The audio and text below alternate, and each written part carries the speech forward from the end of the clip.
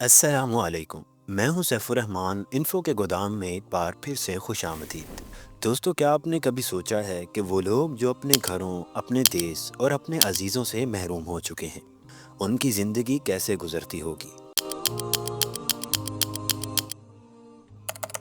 فلسطین کی سرزمین جو ایک عرصے سے عالمی سیاست کا مرکز بنی ہوئی ہے، وہاں کے لوگ کس طرح کے حالات کا سامنا کر رہے ہیں؟ آج ہم فلسطین کی تاریخ اور موجودہ حالات پر ایک گہری نظر ڈالیں گے۔ آج کی ویڈیو بہت ہی انفارمیٹیو ہونے والی ہے، تو ویڈیو کو لائک کر کے چینل کو سبسکرائب کرنا نہ بھولیں تاکہ ہر نیو ویڈیو کا نوٹیفیکیشن آپ تک سب سے پہلے پہنچ سکے۔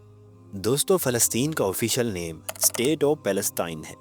اس کا کل رقبہ تقریباً 6220 مربع کلومیٹر ہے، اور یہ رقبے کے لحاظ سے دنیا کے ممالک میں کافی چھوٹا ہے۔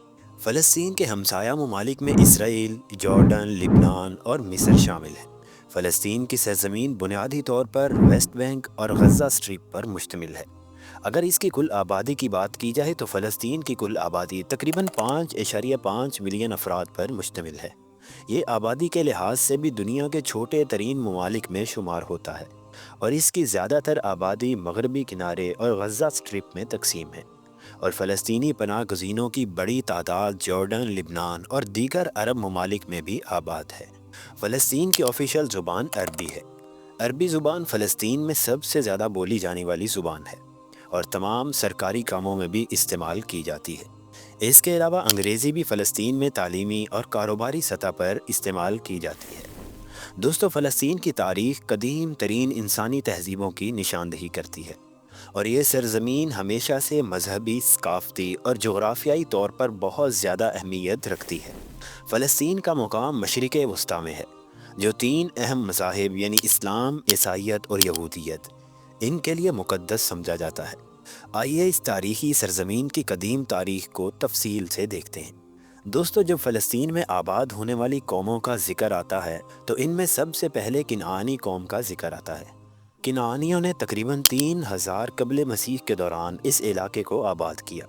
کنعانیوں نے یہاں کئی شہر بسائے، جن میں یروشلم، ہبرون اور جلبو شامل ہیں۔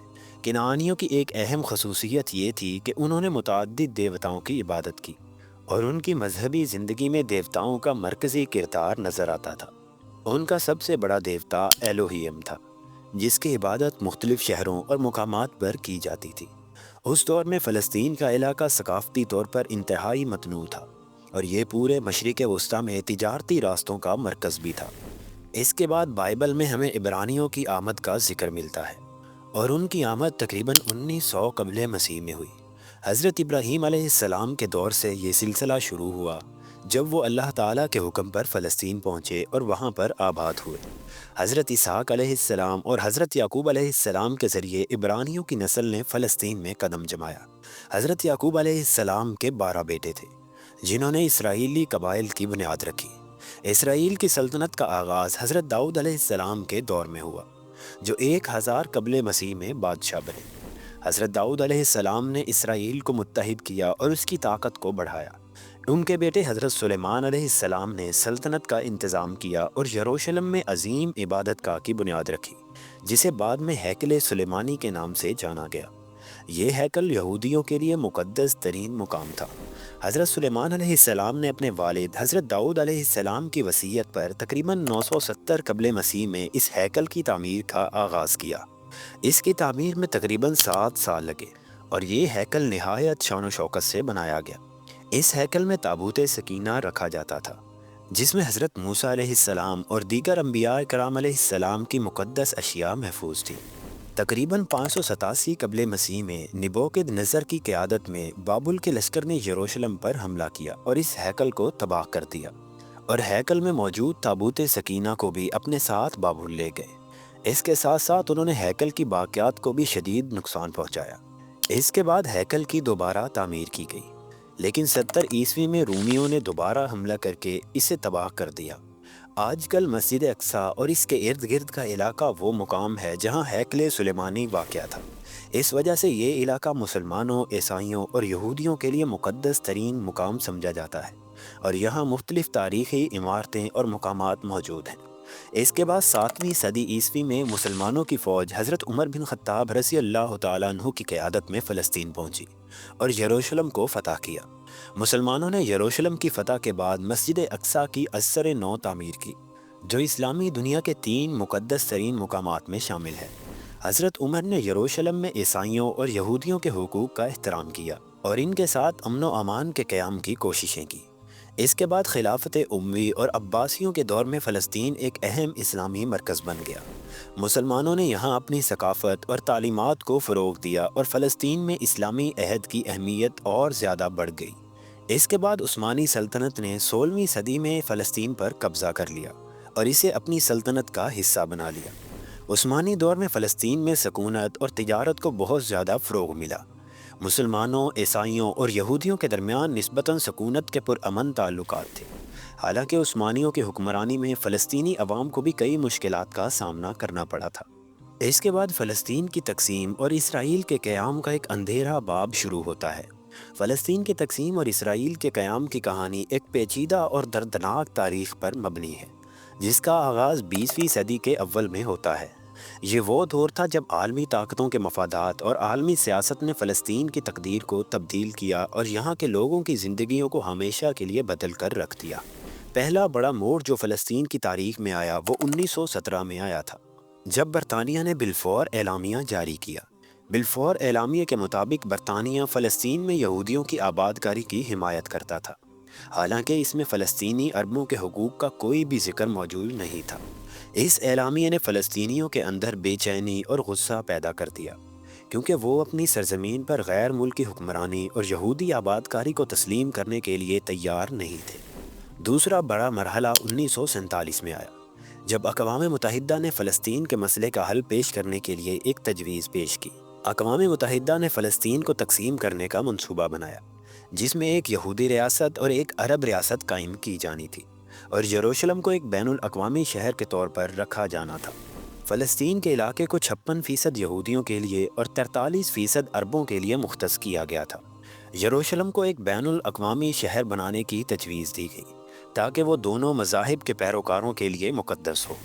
یہ تجویز فلسطینیوں کے لیے ناقابل قبول تھی، کیونکہ اس میں ان کے حقوق اور زمینوں کی تقسیم کی جاتی تھی اور انہیں یہ محسوس ہوتا تھا کہ وہ اپنی ہی سرزمین سے بے دخل ہو رہے ہیں۔ یہودیوں نے اقوام متحدہ کے منصوبے کو قبول کیا اور اسے اپنے لیے ایک نادر موقع سمجھا۔ 29 نومبر 1947 کو اقوام متحدہ کی جنرل اسمبلی نے فلسطین کی تقسیم کی تجویز کو منظور کر لیا اور فلسطین میں یہودی ریاست کے قیام کی راہ ہموار ہو گئی۔ فلسطینیوں اور عرب ممالک نے اس منصوبے کو مسترد کر دیا اور اسے ایک غیر منصفانہ تقسیم قرار دے دیا۔ ان کا کہنا تھا کہ یہ تجویز فلسطینیوں کے حقوق کی خلاف ورزی تھی اور انہیں انہی کی زمینوں سے بے دخل کرنے کے مترادف ہے۔ اس کے بعد 1948 کی جنگ فلسطین کی تقسیم اور اسرائیل کے قیام کا ایک اہم موڑ تھا۔ 14 مئی 1948 کو اسرائیل کے باضابطہ قیام کے اعلان کے ساتھ ہی ایک نئی جنگ کا آغاز ہوا۔ اسرائیل کے قیام کی خبر پورے خطے میں گونج گئی اور اس کے ساتھ ہی عرب ممالک اور فلسطینیوں نے اسرائیل کے قیام کے خلاف جنگ کا آغاز کیا۔ اس جنگ اور اسرائیل کے قیام کے نتیجے میں تقریباً 7,50,000 سے زائد فلسطینیوں کو اپنے گھروں سے نکال دیا گیا اور وہ پناہ گزینی کی زندگی گزارنے پر مجبور ہو گئے۔ یہ وہ لوگ تھے جنہوں نے اپنی سرزمین اور گھروں کو چھوڑا اور جارڈن، لبنان، شام اور دیگر عرب ممالک میں پناہ لی۔ یہ پناہ گزینی آج بھی فلسطینیوں کی ایک اہم حقیقت ہے اور اس کا اثر نسلوں تک جاری رہا ہے۔ اس کے بعد 1967 کی جنگ کے نتائج اسرائیل کے حق میں بہت فائدہ مند ثابت ہوئے۔ اسرائیل نے ایک مختصر عرصے میں جنگ جیت کر نہ صرف اپنے دفاع کو مضبوط کیا بلکہ کئی اہم علاقے بھی اپنے قبضے میں لے لیے۔ سب سے پہلے انہوں نے مصر کے سینائی علاقے کو اپنے قبضے میں لیا۔ یہ علاقے اسرائیل کے لیے اہم تھے کیونکہ یہ مصر کی جنوبی سرحد کے قریب واقع تھے اور اس کے ذریعے اسرائیل کی دفاعی لائن بہت زیادہ مضبوط ہو گئی تھی۔ اس کے بعد انہوں نے جارڈن کے مغربی کنارے کا زیادہ تر حصہ اپنے قبضے میں لے لیا۔ مغربی کنارے میں موجود اہم شہر جیسے رام اللہ، نابلس اور الخلیل اسرائیل کے قبضے میں آ گئے۔ اس کے علاوہ اسرائیل نے فلسطینی علاقوں کو بھی اپنی مرضی کے مطابق تقسیم کرنا شروع کر دیا۔ اسرائیل نے یروشلم کے مشرقی حصے کو بھی اپنے قبضے میں لے لیا، جس سے فلسطینیوں کے لیے ایک اہم مذہبی اور ثقافتی شہر اسرائیل کے مکمل تسلط میں آ گیا۔ یروشلم کی تقسیم کا خاتمہ ہو گیا اور اسرائیل نے شہر کو اپنی غیر متنازع دارالحکومت قرار دے دیا۔ اس کے بعد اسرائیل نے گولان کی پہاڑیوں پر بھی اپنا قبضہ کر لیا، جو اسرائیل کے شمالی سرحد پر واقع تھا اور شام کے لیے ایک دفاعی نقطۂ نظر تھا۔ یہ علاقے اسرائیل کے لیے فوجی اور دفاعی لحاظ سے انتہائی اہم تھے۔ ذرا یہ ویڈیو ملاحظہ فرمائیں۔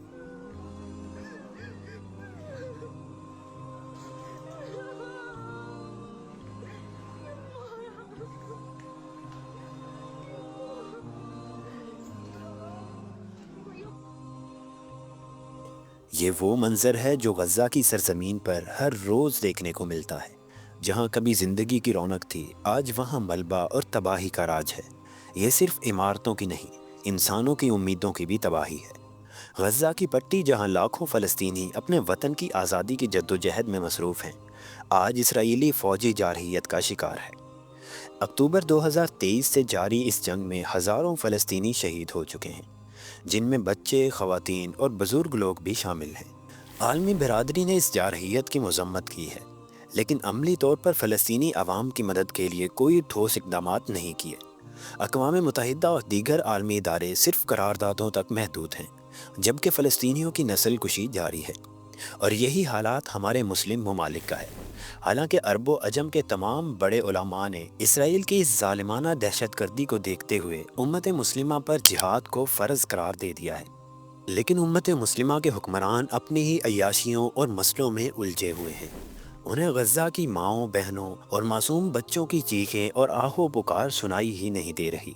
جہاں اس واقعے پر ہماری مسلم امہ کے حکمرانوں کی بے حسی دیکھنے کو ملی، وہیں ہماری مسلم امت کا بھی یہی حال ہے۔ ہر کوئی اپنے حکمرانوں کو طعنے دینے میں مصروف ہے، لیکن جو ان کا حق بنتا ہے وہ اپنا حق ہی ادا نہیں کر رہے۔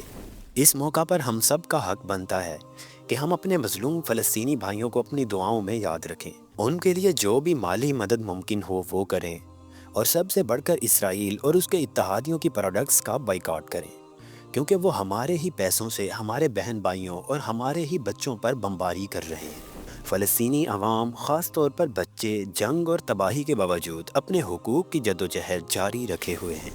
ان کی امیدیں اور خواب کبھی ختم نہیں ہوں گے، کیونکہ وہ جانتے ہیں کہ آزادی کا سورج ایک دن ضرور چمکے گا۔ اگر آپ کو یہ ویڈیو پسند آئی ہو تو ویڈیو کو لائک کریں، اپنے دوستوں کے ساتھ شیئر کریں، تاکہ دنیا بھر میں فلسطینی عوام کی آواز پہنچ سکے۔ ان کی آزادی کی جدوجہد میں ہم سب کا ساتھ ضروری ہے۔